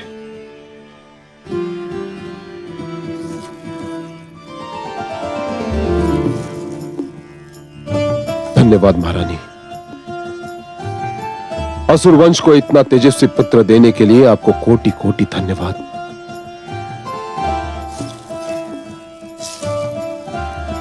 देवर्षि,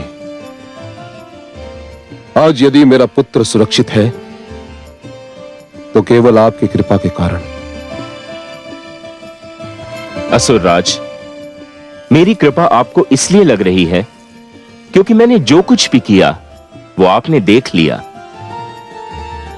आपके पुत्र पर तो धरती और आकाश से न जाने किस किस ने कृपा की है। आपने तो देख ही लिया कि इसके मुख पर कितना तेज है। देवर्षि, तीनों लोक में आपसे बड़ा ज्योतिष विद्या का ज्ञाता कोई नहीं। मेरी विनती है कि मेरे पुत्र का नामकरण आप ही करें। नारायण नारायण। असुरराज, आप पुत्र पाकर प्रसन्न हुए ना? प्रसन्न, अति प्रसन्न, हर्षित, अति हर्षित देवर्षि। तो जो अत्यंत प्रसन्नता देता है, असीम हर्ष प्रदान करता है, उसे प्रहलाद कहते हैं। असुरराज, मैं आपके पुत्र का नाम प्रहलाद रखता हूं क्योंकि ये आपके जीवन में प्रसन्नता और आह्लाद लेकर आया है। प्रहलाद।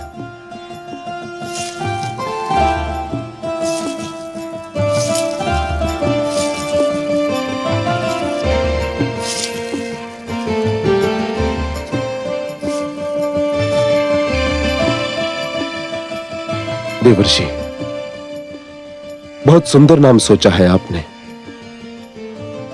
प्रहलाद, पुत्र प्रहलाद। मेरा पुत्र प्रहलाद भगवान हिरण्यकशिपु का पुत्र प्रहलाद। देवर्षि, मुझे लगता है कि मेरा पुत्र महानता में मुझसे भी आगे निकल जाएगा। हे असुरराज, मेरी ज्योतिष विद्या कहती है कि पहली बार आपके मुख से सत्य वचन निकला है। देवर्षि, मुझ में इतना साहस नहीं कि मैं आपसे कहूं कि आप मुझसे कुछ मांगें, किंतु यदि कोई इच्छा हो तो अवश्य व्यक्त कीजिए। सत्य असुरराज? सत्य, परम सत्य देवर्षि। आपकी किसी भी इच्छा की पूर्ति करके मुझे हर्ष होगा। मुझ जैसे सन्यासी की न तो कोई इच्छा होती है और न आवश्यकता, किंतु असुरराज, पुत्री कयाधु इतने दिनों तक मेरी इस कुटिया में रही कि पहली बार मुझे पुत्री मोह का अनुभव हुआ, और फिर आपके पुत्र प्रहलाद ने जन्म लेकर मेरी इस कुटिया को अपनी मधुर किलकारियों से भर दिया। मेरी ये इच्छा है असुरराज कि ये दोनों कुछ और दिन मेरी ही कुटिया में रहें।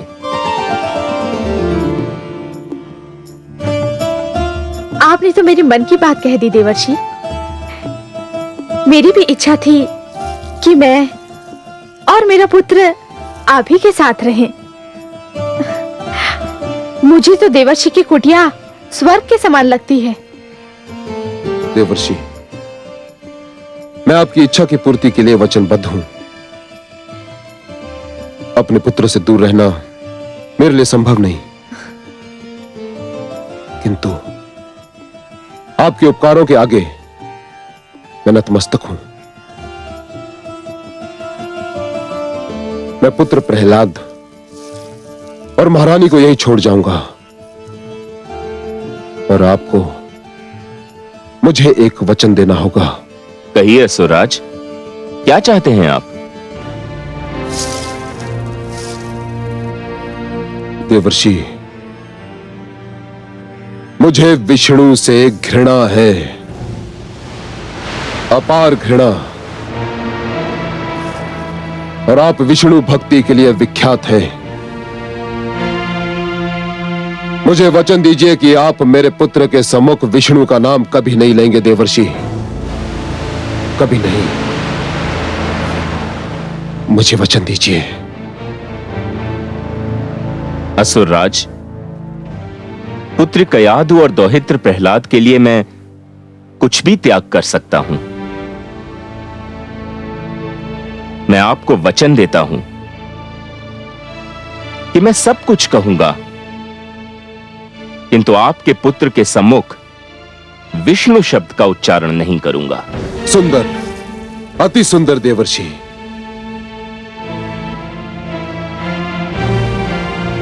नारायण नारायण।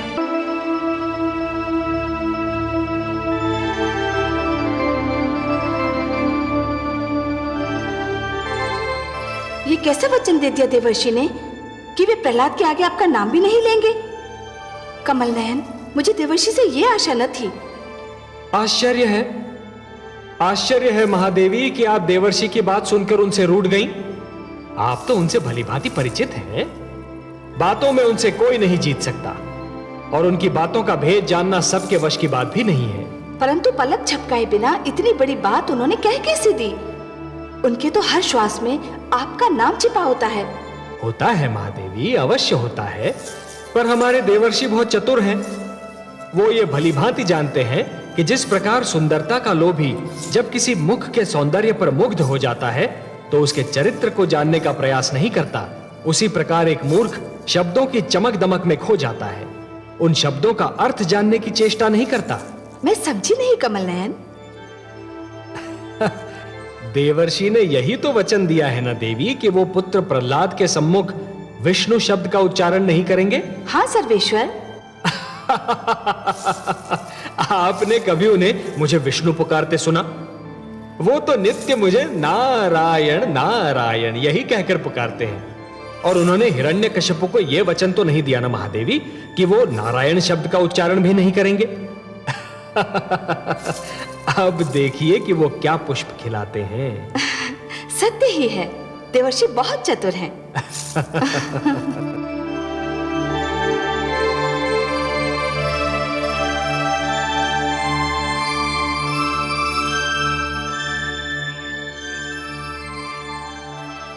देखिए देवर्षि, ये नटखट फिर भाग आया। मैं कब से इसे दूध पीने को कह रही हूँ, किंतु ये पीता ही नहीं। क्यों पुत्र, तुम दूध क्यों नहीं पी रहे? आपने कहानी नहीं सुनाई ना, इसलिए। अब कहानी सुनाए फिर ही दूध पीऊंगा। पुत्री, ये तो कहानी सुनकर ही दूध पिएगा। तुम कुटिया में विश्राम करो, मैं इसे भेजता हूँ।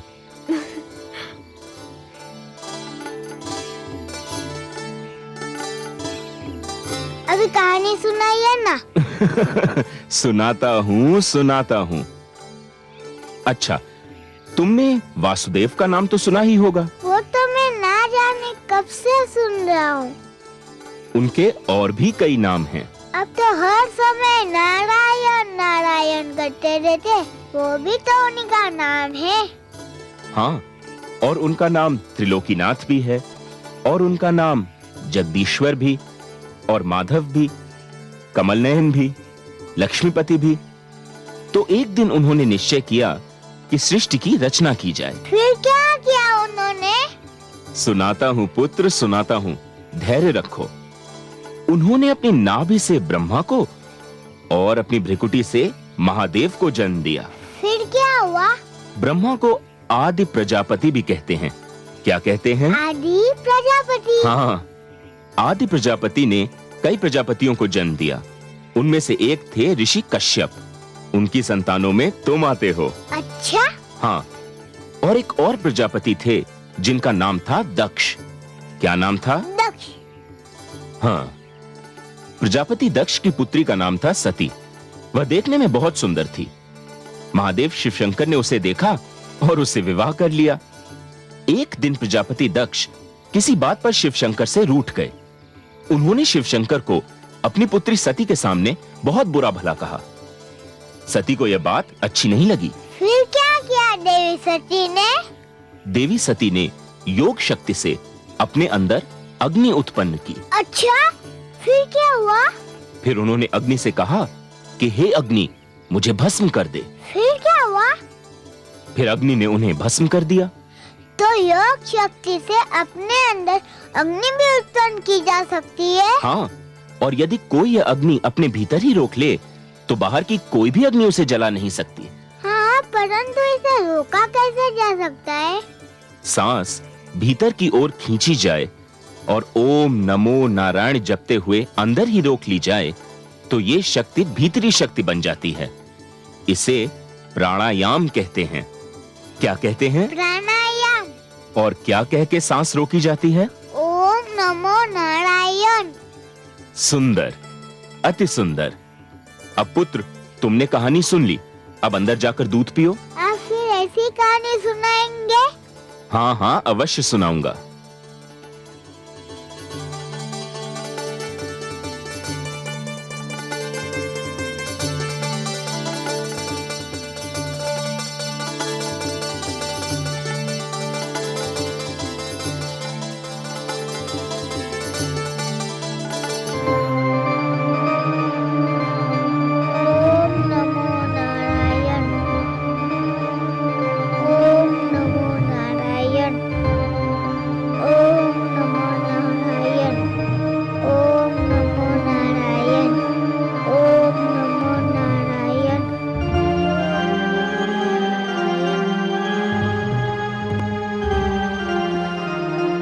प्रहलाद, पुत्र प्रहलाद,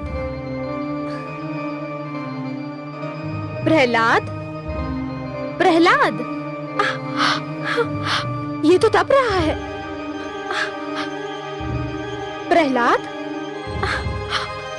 देवर्षि, देवर्षि, देवर्षि, क्या बात है पुत्री? देवर्षि, मेरे पुत्र को क्या हो गया है? क्या हो गया? उसने मेरी पुकार नहीं सुनी तो मैंने उसे हिलाने डुलाने के लिए हाथ लगाया। मुझे लगा कि जैसे मैंने दहकती हुई ज्वाला को छू लिया हो। पुत्री, तुम्हारा पुत्र तप कर रहा है। तुम्हें ऐसे समय पर उसे छूना नहीं चाहिए था। ये कैसा तप है देवर्षि? ये योग क्रिया का अंश है। ये उसे मैंने ही सिखाया है। मुझे हर्ष है कि तुम्हारा पुत्र योग क्रिया सीखने में सफल हुआ है। नारायण नारायण।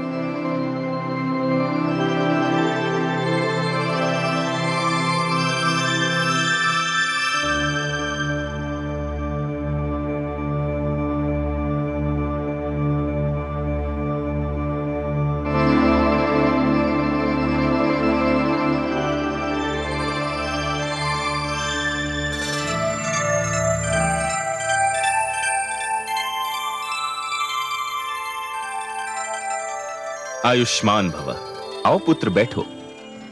देवर्षि, आपसे एक बात पूछूं? हाँ हाँ, अवश्य पूछो। अब मेरे पिताश्री के पास जाने का समय आ गया। आपके नारायण के तो 1000 नाम हैं। हाँ, और वे सभी नाम सुंदर और प्रिय हैं। परंतु आपने तो मुझे केवल 999 नाम बताए थे। एक नाम क्यों छुपा लिया? नारायण नारायण। उससे क्या अंतर पड़ता है पुत्र? उन्हें पुकारने के लिए तो एक ही नाम पर्याप्त है। तुम किसी भी एक नाम से उन्हें पुकारो, वो तुम्हारी पुकार सुन लेंगे। पर तुम ऐसा क्यों पूछ रहे हो? इसलिए कि उनके जिस नाम को आप मुझसे छुपाते रहे, वह नाम भी मैं जान चुका हूँ। क्या? कैसे जान गए तुम? क्या है वो नाम? वह नाम है विष्णु। ये नाम तुम्हें किसने बता दिया पुत्र? ये नाम मैंने तुम्हें नहीं बताया है। हाँ, यह नाम तो मेरे रोम रोम में बसा हुआ है। विष्णु विष्णु विष्णु।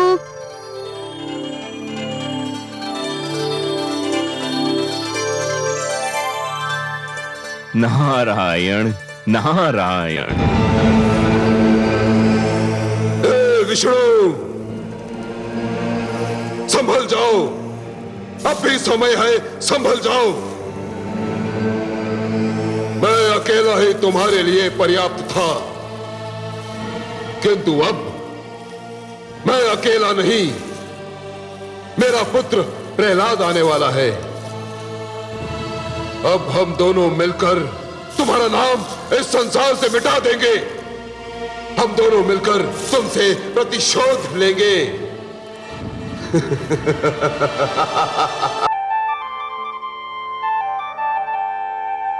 हे देवर्षि, आपने मुझे जो स्नेह दिया है, उसने तो मेरे मन से मेरे माता पिता का प्यार भी भुला दिया है। आपकी कुटिया में बीता हर पल मेरी स्मृतियों में सदैव सुरक्षित रहेगा। राजभवन के ऐश्वर्य में भी इस कुटिया का आनंद नहीं भूलेगा। देवऋषि, देवऋषि, देवऋषि। आप भी हमें संग चलिए ना देवऋषि।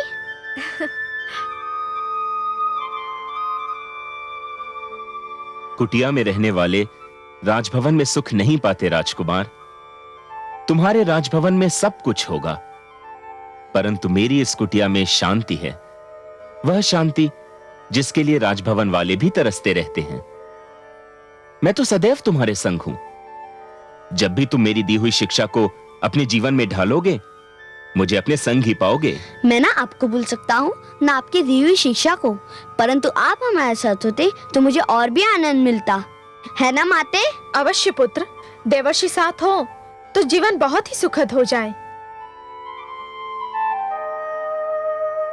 पुत्री, विवाह के उपरांत नारी का सबसे सुंदर और सबसे उत्तम ठिकाना उसके पति का घर होता है।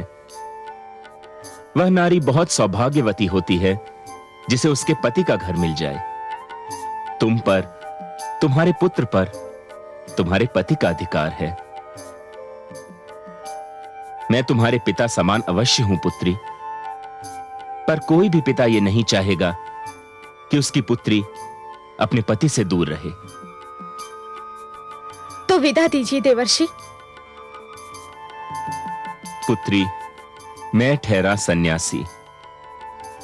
मैं विदा दे तो दूं, पर मैं ये सोचता हूं कि मेरी पुत्री मेरी कुटिया से सूने हाथ जा रही है और मेरे पास उसे देने के लिए एक स्वर्ण मुद्रिका भी नहीं। सुने हाथ कहां जा रही हूं देवर्षि? आपने तो मुझे अपने आशीष का कोष दिया है। मेरा आंचल आपके स्नेह के पुष्पों से भरा हुआ है और मेरे पुत्र को तो आपने शिक्षा का वह धन दिया है जिसके आगे हर धन धूल समान है।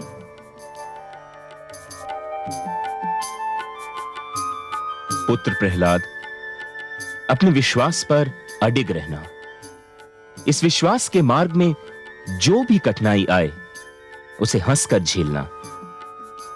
यह विश्वास तुम्हें हर संकट और हर कठिनाई पर विजय दिलाएगा। आओ पुत्री, मैं तुम्हें तुम्हारे रथ तक छोड़ दूं। आओ पुत्र।